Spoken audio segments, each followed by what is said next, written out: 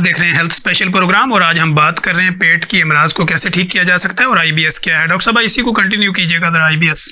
जी मैंने जैसा कि पहले बताया कि एक तो बड़ा कॉमनली सीन जो है वो आईबीएस बच्चों इसमें में स्ट्रेस भी इन्वॉल्व है। Stress main reason is stress, लेकिन ऑन दी अदर हैंड दूसरी चीजें भी हैं जो हम बात अभी करेंगे। क्योंकि मैंने देखा कि एक स्टडी के मुताबिक अगर हम देखें 15 to 20% जो पीपल हैं वो ओवरऑल द वर्ल्ड जो है वो शिकार हैं इसका आईबीएस का। जी बिल्कुल, बल्कि इससे भी ज्यादा पॉपुलेशन इन्वॉल्व है। हमारे पाकिस्तान में तो कॉमनली सीन है, हर दूसरा पेशेंट जो है वो आईबीएस के सिम्टम्स के साथ आता है। कैसे आता है?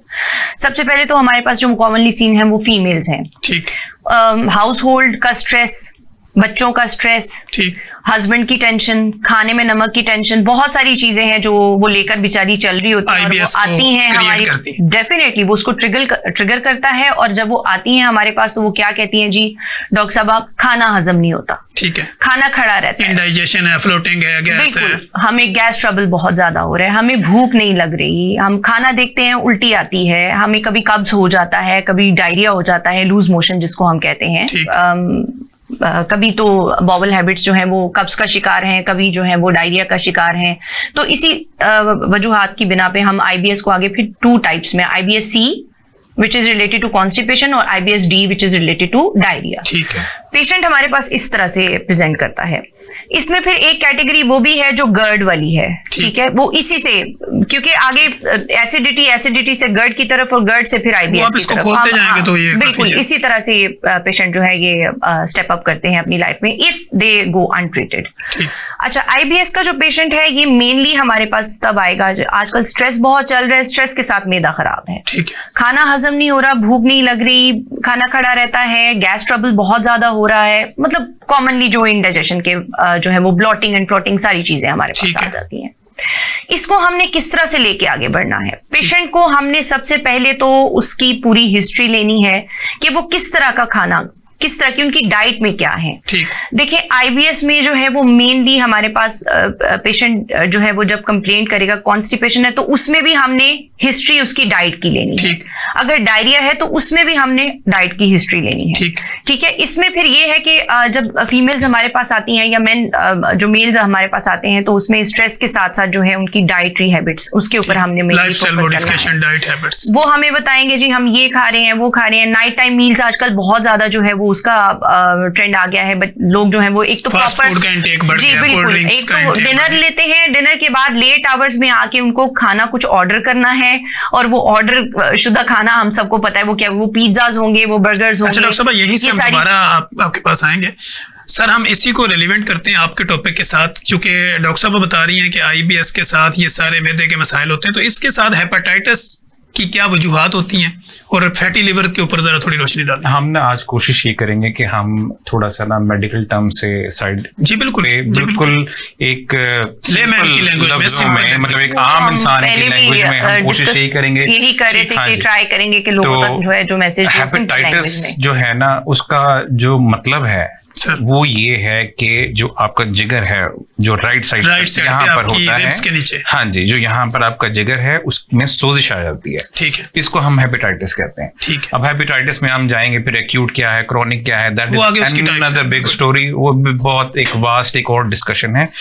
तो हेपेटाइटिस जो है और मैदे के बाकी जितने भी आपके इमराज हैं जिनमें आईबीएस आईबीडी वगैरह है, इन सब का ताल्लुक आपके खाने पीने के साथ है। ठीक है, directly related to your food. ठीक है, तो जो खाना फिर सिलेक्शन ऑफ फूड में फिर आप जाते हैं, फिर आप सबसे पहले अगर खुदा न खास्ता एक इंसान आता है, एक पेशेंट आता है आपके पास और वो कहता है कि उसको ये अलामत है कि मुझे राइट साइड पे बड़ा शार्प पेन हो रहा है, और वो पेन जो है अब एज अ डॉक्टर हम लोग तो फिर डिफरेंट डायग्नोसिस बनाते हैं, हम कहते हैं पता नहीं राइट लेफ्ट जो है कहाँ पे हो रहा है, किस तरीके से हो रहा है। तो फिर हम जब मरीज से पूछते हैं तो मरीज हमें स्पेसिफिकली जो हमें बताता है जो मैदे का दर्द और आपका जो जिगर का दर्द या फिर आपका जो पित्ते का दर्द है उसमें जो डिफरेंस आ रहा होता है वो ये आ रहा होता है कि मैदे का दर्द जो है वो अगर आप बिल्कुल मिड में आते हैं तो आपको यहाँ पर महसूस हो रहा होता है सीने की हड्डी के बिल्कुल नीचे जहाँ पर ये खत्म हो रही है, और वो साथ एक ही जगह पे रहेगा। हाँ, वो एक ही जगह पे रहेगा। ठीक है,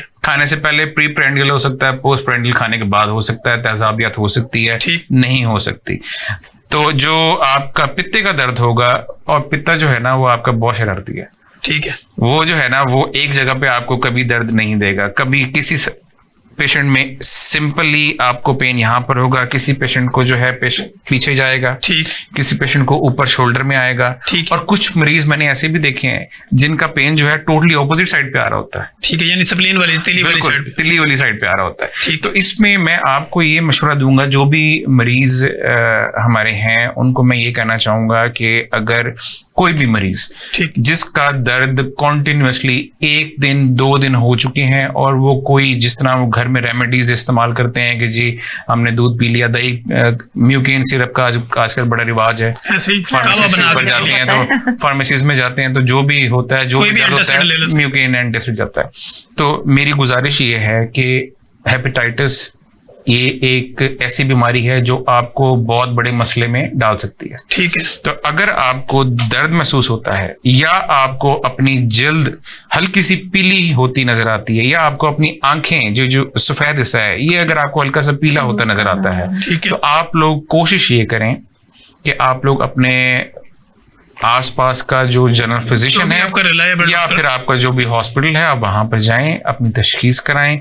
और तशखीस इसकी जो है वो 2 तरीकों से हम करते हैं। ठीक, mainly we rely on LFTs, ठीक, जो आपके लिवर ब्लड से टेस्ट होगा, उसमें जो है वो डॉक्टर देखता है कि कुछ एंजाइम्स जो होते हैं वो बड़े होते हैं। ठीक है। तो दूसरा जो तरीका है जो मेनली उसको कंफर्म करता है और सिंपल है, वो है अल्ट्रासाउंड। ठीक है, उसमें आप एब्डोमिनल स्कैन पे जाएं। बिल्कुल, एब्डोमिन का जो स्कैन होता है उसमें क्लियर एक चीज दिखती है कि आया जो आपका पित्ता है उसकी वॉल थिकनिंग हुई है, उसका जो उसके अंदर स्टोन है, उसके अंदर पथरी है, या सिर्फ ब्लॉकेज है, या उसकी जो डक्ट निकल रही है वो डायलेटेड है, या उसमें पथरी है।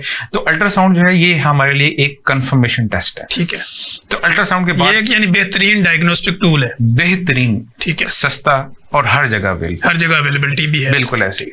और बराए करम जब ऐसा हो तो किसी घरेलू टोटके या किसी आसपास फार्मेसी मेडिकल स्टोर पे जाके अवॉइड करें, सेल्फ मेडिकेशन अवॉइड करें।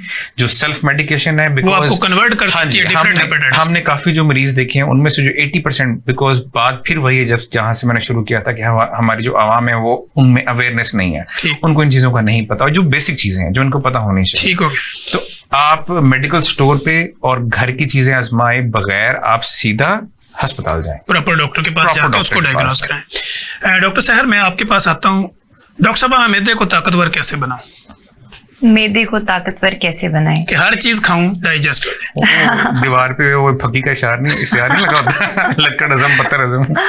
नहीं, मैदे को ताकतवर सबसे पहले तो आप देखिए आपका लाइफस्टाइल कैसा है। सेडेंट्री लाइफस्टाइल है या आप एक्टिव हैं अपनी लाइफस्टाइल में? क्या आप जिमिंग कर रहे हैं? क्या आप जॉगिंग के लिए जा रहे हैं, वॉकिंग के लिए जा रहे हैं? क्या आप एक्सरसाइज करते हैं? क्या आप बैलेंस्ड डाइट लेते हैं?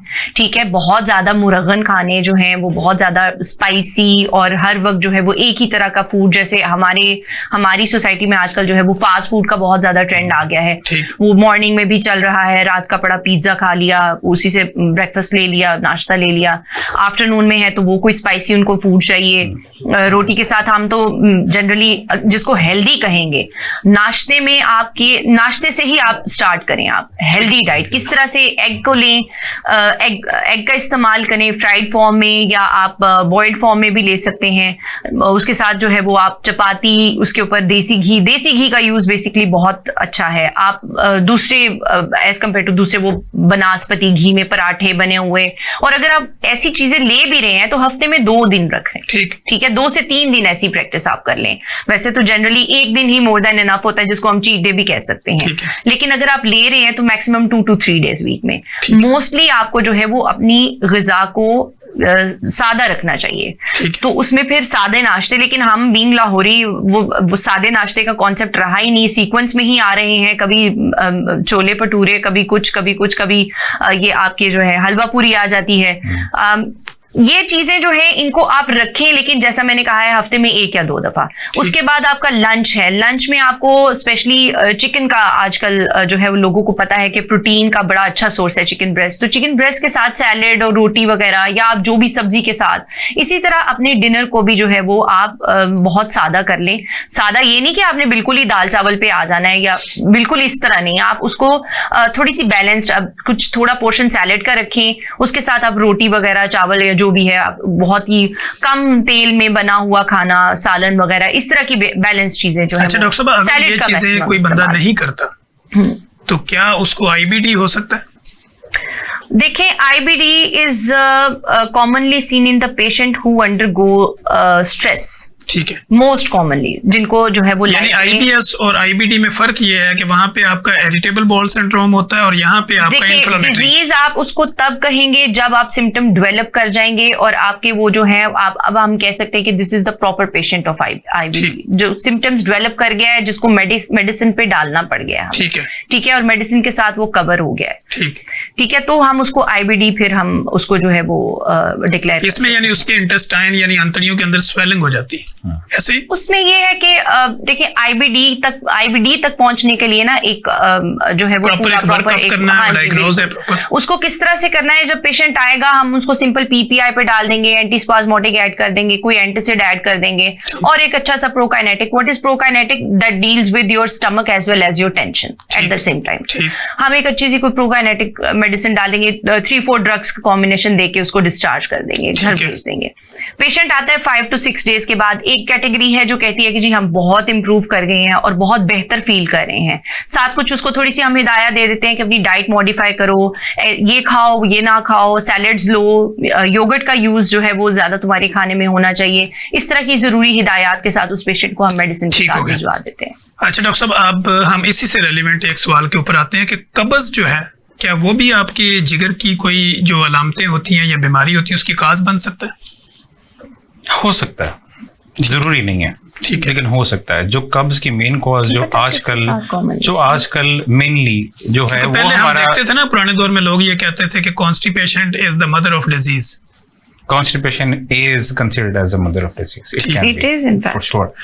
तो इसमें ना आगे जो है, अगर हम एक्सप्लेन करते जाएं तो इसमें तो आपको पता है कि एक प्रोग्राम जो है वो पूरा किया जा सकता है, बड़ी लंबी कब्ज को लेके। ठीक है, तो मेनली जो हम जितनी भी डिस्कशन इस टाइम पे हम कर रहे हैं, उसका जो मेन कॉज है ना, वो हमारा जो है खाने पीना और उसका जो स्टाइल है बिल्कुल, और स्पेशली ये जो फ्राइड चीजें हम खाते हैं।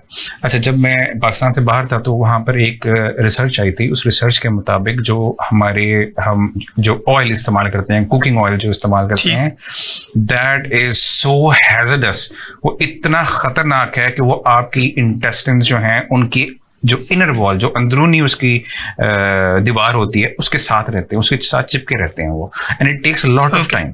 और बाहर कुछ कंट्रीज में तो जो आपका कुकिंग ऑयल जो इस्तेमाल शुदा होता है, वो तो गाड़ियों के अंदर वो डाल के वो 4x4 चलाते हैं। तो ये इतनी खतरनाक चीजें हैं जो आप लोग और हम लोग रोजाना इस्तेमाल करते हैं, डेली बेसिस पे रूटीन है, और ये वो चीजें हैं जो हमें इस नैश तक पहुंचा देती हैं। ठीक है, जिनमें आईबीएस है, जो कि सिंड्रोम है, फिर उसके बाद वो डेवलप कर जाता है आईबीडी के अंदर। फिर अगर हम कब्ज की बात करते हैं, बिल्कुल कब्ज की बात करते हैं, तो सिंपल बात अगर हम इस पर करें तो कब्ज जो है हमारी लो फाइबर डाइट है। ठीक है, हम फाइबर का इंटेक बढ़ाएंगे तो कब्ज, बिल्कुल हमें बताया गया था कि जी आटा छान छान के वो जो पीछे रह जाता है ना, वो इस्तेमाल करो, लेकिन हमने जो मेन चीज थी वो निकाल दी।